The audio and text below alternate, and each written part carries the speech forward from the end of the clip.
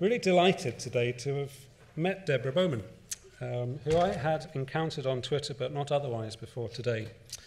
And I was intrigued when I came across her on Twitter, and I wondered, who is this person who tweets so volubly on such a diverse range of topics and interests? We had a bit of a chat by email, and I know now, having read her biography and having met her briefly, how it is that she's able to tweet and have that range of interests. I'm starting to understand. So she's Professor of Bioethics and Clinical Ethics at St George's, London University.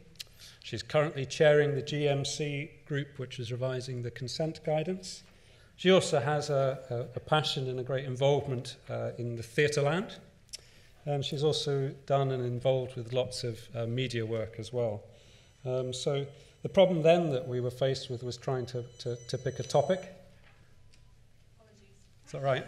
It's not an emergency. Or...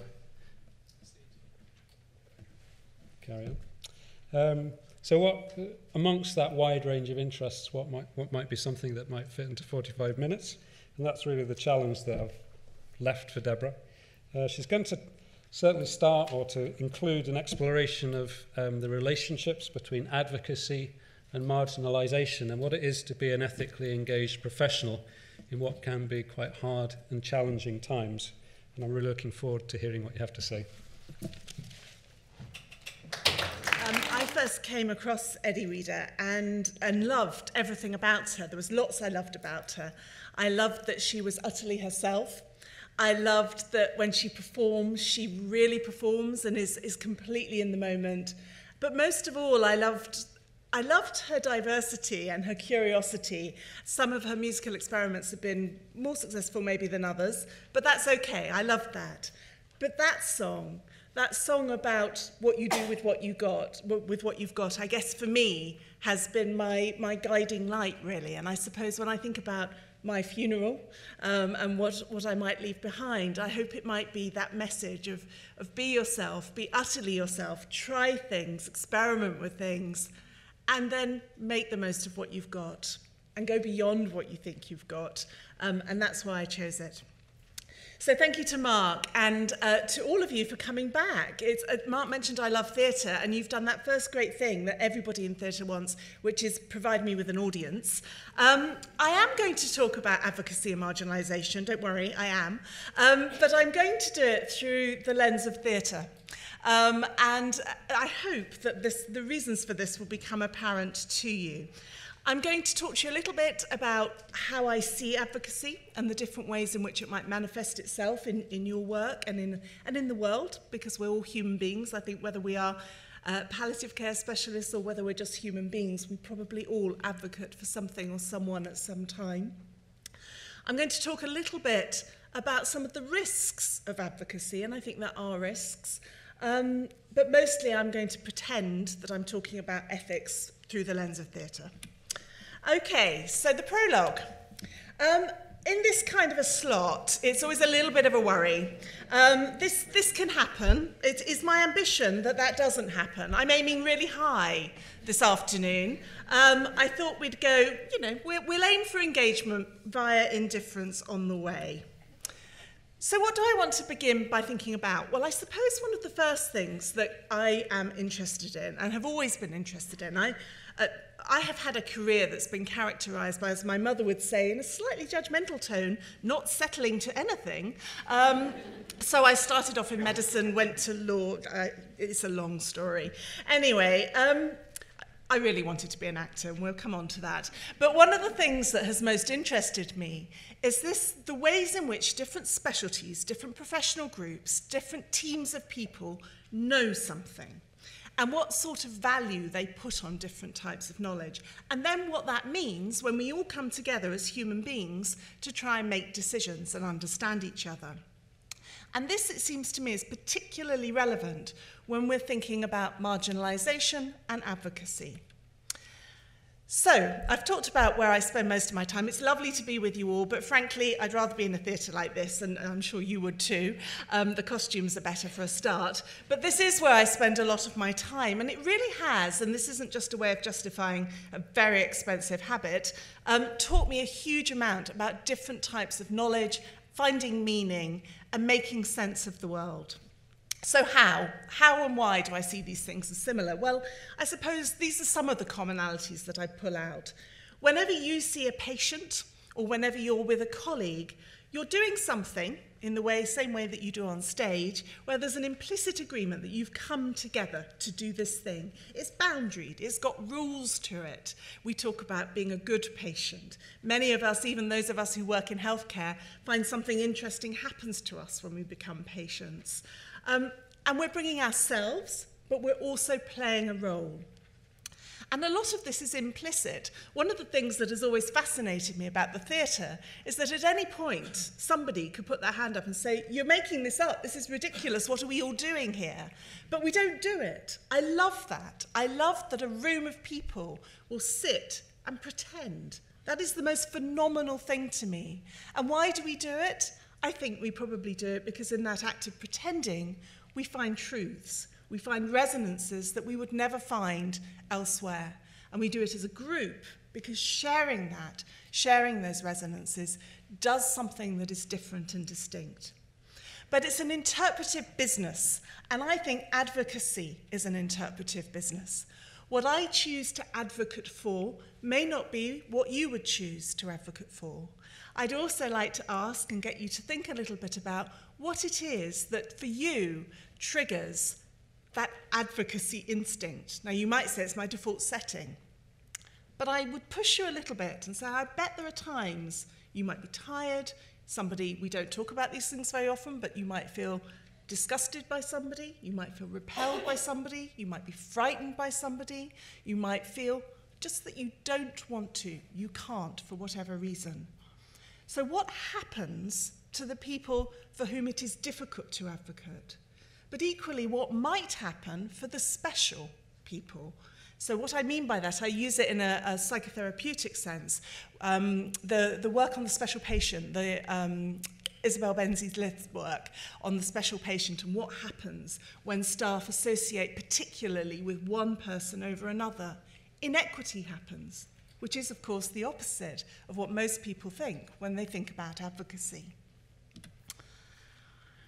So the other thing I think is relevant here is this idea of brokenness. And we've heard it a lot today, and I found all the presentations mesmerizing, actually, in different ways. But I think this idea of taking people in their brokenness, but that's not easy. And we heard about emotional labor, and it's difficult to make that connection. And it's easy to say I am an advocate. It's very hard to do in an unconditionally regarding way. Most of us look to our professional boundaries to help us manage that. In theatre, you look to form, you look to rehearsal. These are images from a writer who, I don't know if you know his work, but his name is Gary Owen. He wrote two fantastic plays, Iphigenia in Splot, best title ever, great play, and Violence and Son. He writes about the unseen people. He writes about the people who are maligned in society for whatever reason. He writes about the difficult. He writes about those who others repel. He is, for me, a great insight into what it is to advocate unconditionally. So you are all epistemological masters, or mistresses, whether you would describe yourselves as that or not. Every day, every single encounter, whether you're clinical or not, you will be drawing on all these different forms or ways of knowing. And this will inform what you advocate for. And I'm not going to go through them, but you can see them there. And we've seen them today. It's been fascinating hearing and noticing, because this is something I'm always very interested in, the different types of knowledge, knowing, sensing, feeling, rationalizing that have been in the room. For many of us, maybe for most of us, advocacy is a mixture of all of these types of knowledge. How could it not be? So we know, for example, that certain groups of people, population information, are less likely to have a voice. So we are particularly alert to that group. That's one way.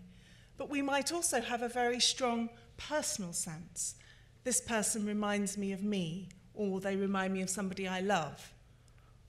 And that too will play out in how we advocate for somebody.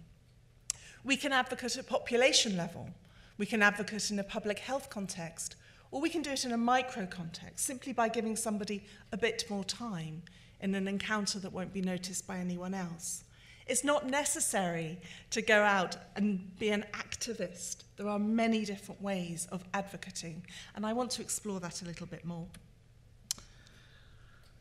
But I think there is something that I just want to step back and challenge you, really, to think about a situation when you might have advocated for someone. That's difficult to say.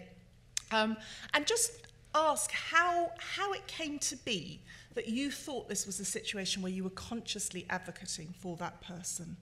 And what did you think you were advocating for? So it's who decides what this question, issue, challenge, problem is about, and how? And very often, maybe particularly when we think we are well motivated and doing something good for somebody, it's easy not to check ourselves and not to be sure that we're second guessing or assuming. And it's also not easy, and I speak for myself in this, not to expect, even unconsciously, some level of gratitude, some level of affirmation. And that's complicated. That's why advocacy is much more complicated than it sounds. Now, we heard from Javi this morning, which was, for me, a huge privilege. I have loved Javi's work. I found it incredibly influential in all sorts of things that I've done. Javi has also, because she's clever like this, done some wonderful work on what she calls epistemic injustice in healthcare. It's derived from political philosophy, so Miranda Fricker was the originator of this, but Javi has taken this in healthcare. And what she's looked at are the ways in which, even in exemplary consultations, necessarily certain types of information are privileged over others. We both hear and don't hear. We both listen and attend and think, oh, not that important today. And we often do it implicitly, and maybe even unknowingly. But we do it in a way sometimes, all of us do it, and it's unavoidable, I think. But I think once you know about epistemic injustice in healthcare, you do start to think a little bit differently. We do it in ways where we might, for example, you've probably all had this experience if you're clinical, of seeing a patient who is telling you something, and yet the clinical signs and records that you've got suggest that they just don't add up. Those two things are quite different. And somehow you've got to care in that space. Now, of all specialties, I would suggest that you in the room, and this is not flattery, are best placed to do that work. But there will be times, there will of course be times, where you privilege one over the other. And that might lead to what Javi would call epistemic injustice. Or it's where we disregard the meaning of illness because we are necessarily trying to manage the physical sequelae of something that's just happened, etc. So I want to think a little bit more now about marginalisation and meaning. I don't know if any of you know what this image is. Does anyone know? Yes, so this is Not I, Samuel Beckett. So Samuel, if I had to pick one playwright only to watch forever and ever and ever, and that's a terrible thought, but Samuel Beckett would be my man. I love Samuel Beckett, and I particularly love Not I. Lisa Dwan, the brilliant Lisa Dwan, did a one-woman performance of Not I. Unfortunately, maybe it's the male online effect, I don't know, although I don't think they report Beckett very much. But when it was reported, it was brilliant for all kinds of reasons, but it got reported as the quickest Not I ever. And for those of you who don't know it, it's a lot of words. And it seemed a bit of a shame that it had turned into a kind of time trial of Beckett. But anyway, I went to see Not I, not for the first time, and I wrote something about it afterwards because it made me think a lot. It happened completely in the dark, pitch dark. So even the fire exits were covered up. I'm not quite sure how the theatre got to do that. But it made me think about how we use our intuition, how we sense damage, how we sense marginalisation. I'm not going to read all of this out, but I will pick out a couple of bits in the middle. It's about altered states. And then looming above us is a beam of light, is the mouth. We cannot help but focus. It commands our focus. This disembodied mouth. All that is there in the room is the darkness, the mouth and our thoughts. And so it begins. Words, sounds, glimpses of sentences tumble out of those bright red lips, a life pouring forth, demanding to be heard. At first we can't make out the words. Some are familiar, some are nonsense. Is it the speed? Is it the accent? We're concentrating so hard, why can't we understand? And still the words cascade into the darkness, and still we search for meaning. We revert to the comfort of clinical categorization. This is logorrhea. But how pointless that seems. What is the value of naming but never knowing? And for me, advocacy is about knowing, not necessarily naming. That's what takes it beyond, perhaps, the routine. Another favourite of mine, both in the novel form and in the stage version, this is Eamon McBride's wonderful, wonderful book, A Girl is a Half-Formed Thing, and it was adapted for the stage, done originally at Edinburgh and then performed in London. And I've got these excerpts, again, I won't read it, but I've put these excerpts in because I think they talk actually to what Javi and others were talking about this morning, the shattering effect of illness, the shattering effect of a diagnosis. This is at the point of diagnosis. And you can see there's a very particular syntax and language that Eamon McBride uses. She talks about doctor chat.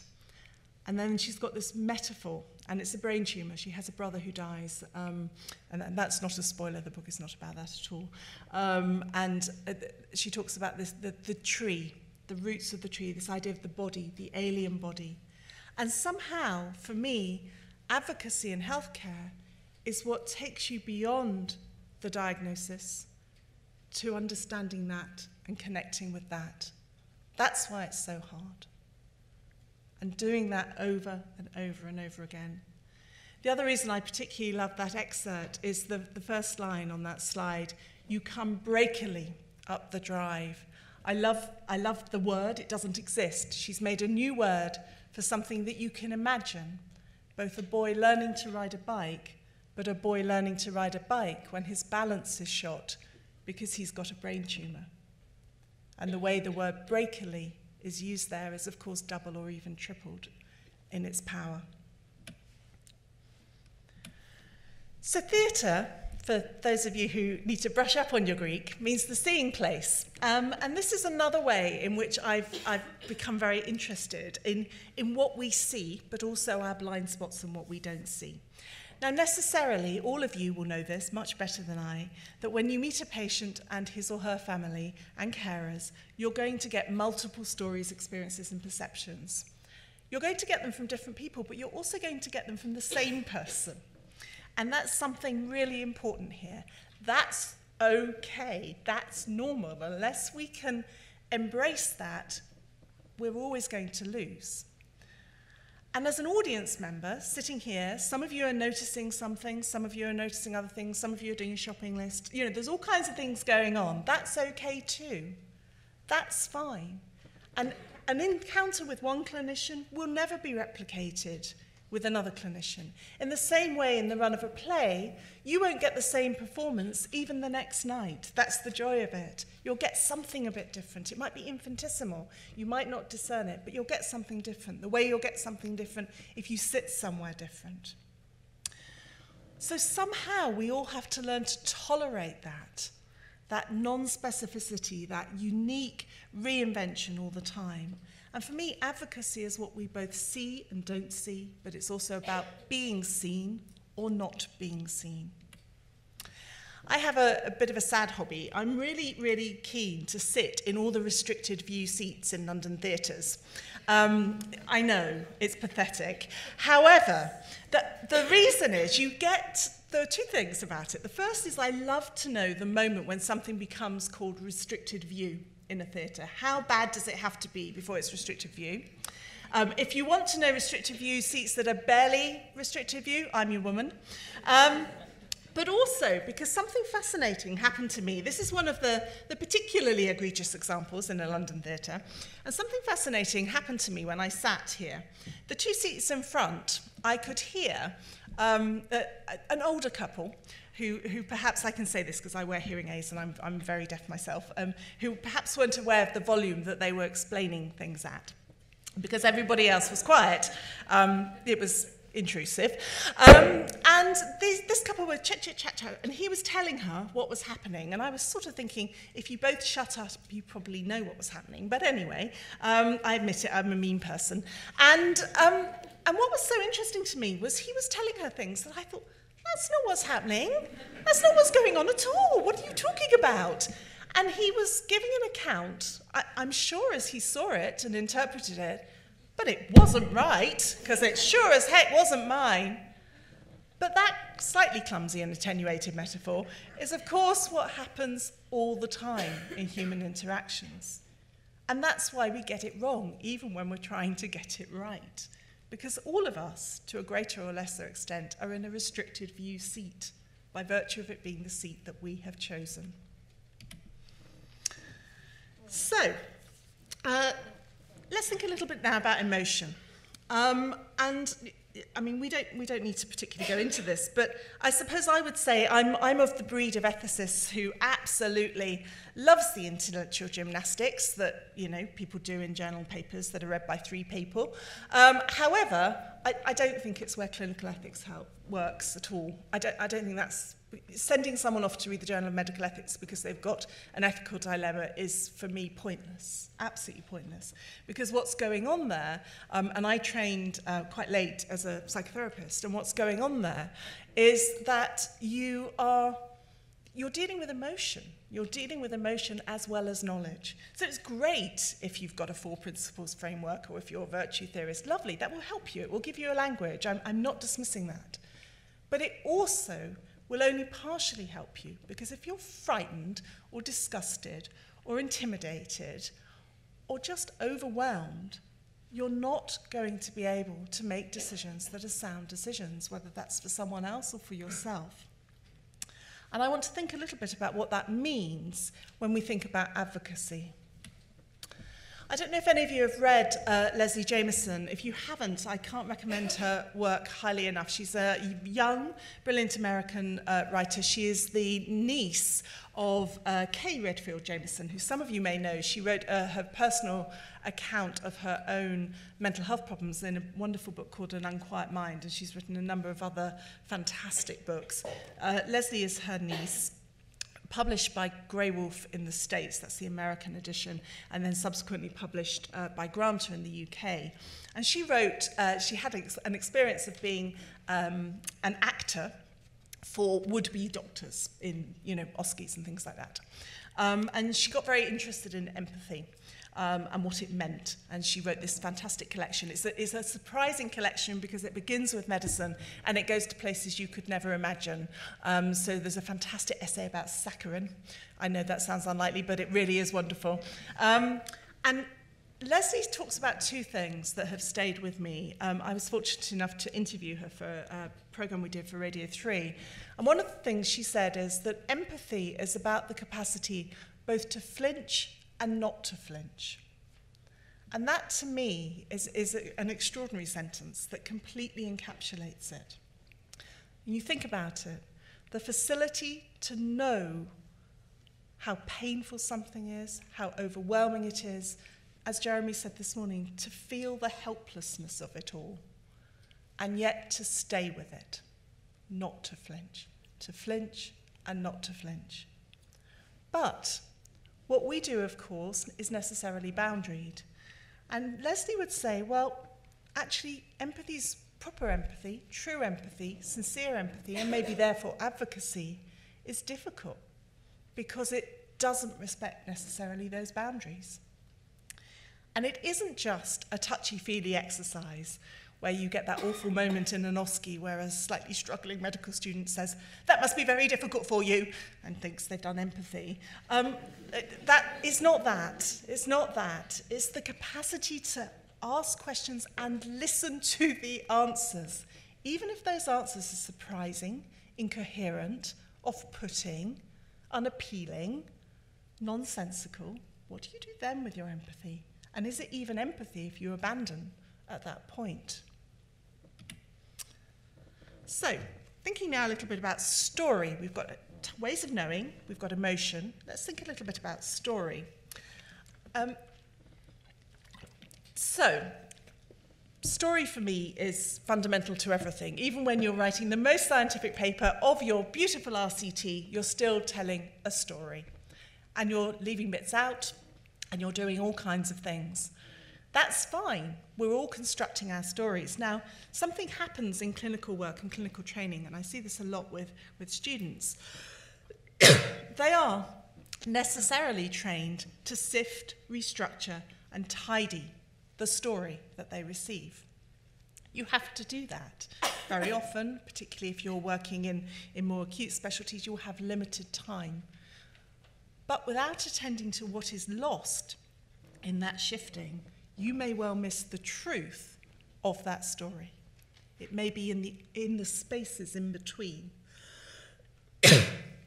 And that, again for me, is the heart of advocacy. It's finding the story and the spaces in between and getting away from the sifted, tidied narrative. Let me introduce you to B. Mick Gordon, playwright Mick Gordon, wrote this play, B. This is B, the way it was performed in its production at the Soho Theatre. This is a sequence that demonstrates the essence of the play because B is herself terminally ill, and this is her palliative care nurse, as you can probably tell from his outfit and what's going on. And what's going on there is a sort of non-naturalistic interlude, and there are quite a lot of these. And they work so well because B is a young woman, and this is the sort of thing she should be doing and isn't. But I want you to meet B in 3 different ways. So this is what the record tells us about B. She's 27, paralysis of unknown origin. She's bedridden, doubly incontinent, requires 24-hour professional nursing care. She had 3 admissions for respiratory infections. She's got a peg, it's become infected. She's depressed, she's been treating with citalopram. She wants to talk about her future care. This is B in her own words, and I will read this. I've thought about this for the last 8 years, for the last 7, every single day. I've looked at it from all angles, the full 360 degrees, one tiny segment at a time. What I'm asking, no, not asking, demanding, what I'm demanding will cause the most unbearable upheaval within you. I do know this. But we have to face this fact. I'm not going to get better. I'm not going to have a boyfriend. I'm not going to have children. I'm not going to have any friends. I'm trapped. Now I want to be free. And I want my mum to be free too. I know this from a place so deep that for the first time in my life, I can understand why people believe in God. I can't. The only thing I can believe in is release. There are worse things than death. We all know that. So that's one moment from B's story. But B's a complex, rich human being. Mick Gordon is far too great a writer to make her a sainted Heidi-like figure. Or was it just me that loved Heidi? I loved Heidi, but my goodness, what with her and Anne and Green Gables, I couldn't be doing with it. But anyway, B's not like that at all. She's a real person, and B's got something to say about empathy, and it's not an accident that B, who is somebody with whom I suspect we all feel huge empathy, talks about this. And I'm afraid I'm going to swear, but sorry, that's what the script says. There was a girl in college, her name was Joanne, funny, I can't remember her surname, even though I've been trying for 8 years. She had M.E., allegedly. That's what we all said, allegedly. M.E., me. I just thought that, well, I didn't think, did I? And she was so pretty. Really, she was very, very pretty, petite. All the boys, you know. And I wonder now, is it because I couldn't, or just because I didn't give a damn?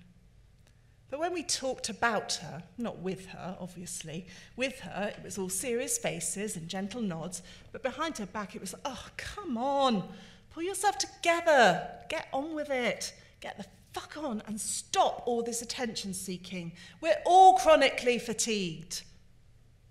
Yeah, maybe empathy's got a limit, a geography. Maybe empathy's got a boundary. Or maybe I wasn't able to understand. My mind protected me, or knew, or wouldn't let me engage, even imagine. Maybe Ray's right. We're all a little mind blind. And if we are, or our mind rejects, repels, refuses, quietly but certainly, to put itself in another's place, do we even notice? Is it even conscious? Or was it just that I didn't believe her? I thought she was pathetic. A little bit about roles. So my role, I'm afraid I have to tell you this, nobody's noticed yet, is Lady Macbeth. Now take from that what you will. There are many reasons why I haven't played Lady Macbeth, but clearly, looking at this slide, I just don't have the cheekbones. However, think about your roles now, whatever you do, and they might not be professional. Mother, daughter, sister, friend. Sorry, for those of you with a Y chromosome, father, son, brother, husband. Sorry. So, we're all playing roles. And the role of an advocate, what does it mean to be an authentic advocate for someone?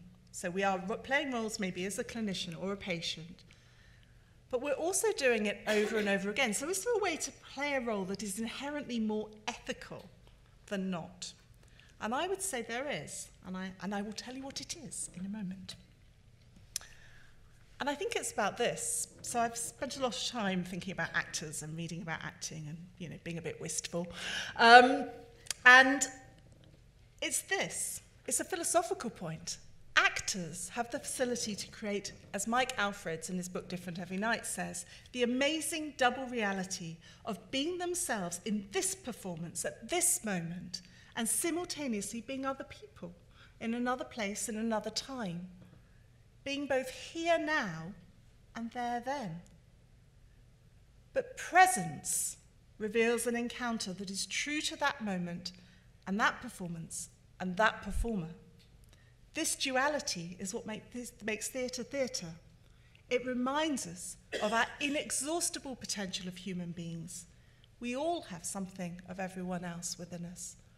For me, that could just as easily be about being an advocate in healthcare, being in palliative care, or playing any other role. If we can affect presence and be in that moment without worrying about who we might be elsewhere, we've done something that's transformative. I and they becomes part of we and us, and that is advocacy. But this has a cost, and I alluded to this when I talked about emotional labour. These are 3 plays about the NHS and healthcare, very different, but all with an advocacy theme. I'm actually going to focus just briefly on Tiger Country. Tiger Country focuses on a whole team in an acute setting. All specialties are represented, including palliative care. But the protagonist probably is Emily. Emily is an F2, so Emily's relatively early on in her career. And she's talking in this scene to her boyfriend, James, who is also working in the hospital. As you can see from the image, they are literally, and of course metaphorically, surrounded by the hospital at all times, even in their most intimate moments, which may resonate with anybody who's ever spent any time as a junior clinician of any time. That intrusion of the stories you hear, the experiences you have, into the other parts of your life. And Emily here is talking about the job, to James, her boyfriend, who is all of a year on. So he's what I would call a junior SPR, but that's not a thing anymore. CT something, one probably. And she's saying, it's all these bloody decisions all the time. I can feel them still. Feel them? On my back. Do you think the job makes us sick? This bit's the worst, Em. I drank a lot in my first A&E job. You'll last. You'll be okay. But Emily has a really horrible experience, and this is what happens. A young woman is brought in, and she does what I suspect many juniors have done. She can't believe that this isn't a savable situation. Her helplessness is overwhelming. And she's talking to James about what has happened. The outcome is bad. When we were trying to resuscitate her, I looked up and I saw her up in the corner of the room, just before she completely flatlined. The anaesthetist said there was no rhythm, that it was just interference. You're tired and freaked out. All through the rest of the night shift, my shoulders were stiff and aching. I couldn't think why. And then I realized it was the CPR I'd given that girl. I felt dirty. She'd got into me, that dead girl. I thought, I can't do this job. I can't. Why have you got your arms like that? She's standing like this at this point. To keep myself sterile. This place is making me sick. It stinks of death. It's making you sick too, James. You go into this job because you care. To stay in it, you have to stop. Something's broken, like a tiny cog inside a clock that's jammed, and I can't mend it. And unless we attend to that as the potential risk and burden of care, then we will never get to that point of presence. That is what gets in the way of advocacy and presence, even as we talk the talk about advocacy and presence. I think for me, Mike Furner, again, who's written a lot about theatre and love, and for me, somebody at lunchtime actually said to me, you don't have to love your patients. And I was really interested in that because I think obviously there are different types of love. But yes, clearly, we're not this is not that session. However, I think there is something about advocacy and love that's worth exploring. And for me, this quote from Mark Furner, but he's talking about Eric Froome, the great psychologist. Love is action, not passion. In love, we break through our feelings of isolation and separateness, yet retain our integrity. The conception of love as an activity and not as a passive state is essential. Loving relations are, for Froome, characterized by 4 elements: care, responsibility, respect, and knowledge. Of these, respect is the most complicated. Respicer, which means to look at, to see. The word emphasizes seeing the person as he or she is, and not as I need, or I might add want, him or her to be. And we heard this morning that dying is active. I would add to that at the end of the day that maybe loving too is active, and advocacy is the bridge between those two things in palliative medicine, palliative care. And I want to end with this from Ballyturk, which is one of my most favourite speeches from any drama, really. I won't say anything about it, but for me it sums up the different types of knowledge, scientific, rational. It sums up the easy effort with which we might wish to be good advocates for others, but the horrible, painful reality of our own human fallibility that gets in the way. But ultimately, it also, for me, takes me right back to Eddie Reader and reminds me it's what you do with what you've got. He carries 1 billion pictures of life that have no consequence to him, and a few pictures which will always haunt or please him. He's made from purpose and mistake and controlled by the movement of this little planet around a star. Yet in the second, he's led by some great need or some little urgency. Only occasionally he's conscious that around him life is beginning and ending to the beat of time, that millions of others are walking in the exact same moment that he is, are travelling with the same purpose but with singular histories, but travelling with the same basic need, to keep on living. How unremarkable and how faintly unique to wake and walk in this way, with doors pushing open into a sky bizarrely blue and giving to us systems of weather, shaping us with forever movable seasons. And too hard it is to think how rain is made, how the sun can push light through darkness, and what it is that holds us up here imperceptibly in space. And to stand there in the magnificence of this world with all these animals and plants and trees, too many ever to imagine clearly, and standing with the you as was made, in a life that is so chaotically structured by nature, to continue living, to remain upright, and to be able to carry on searching for something other than what you have, anything at all, something which makes you continue without the mindfulness of it all ending at any moment. For everything is here, and we are here to lay down legacy, to give life purpose by reaching its edge. Thank you.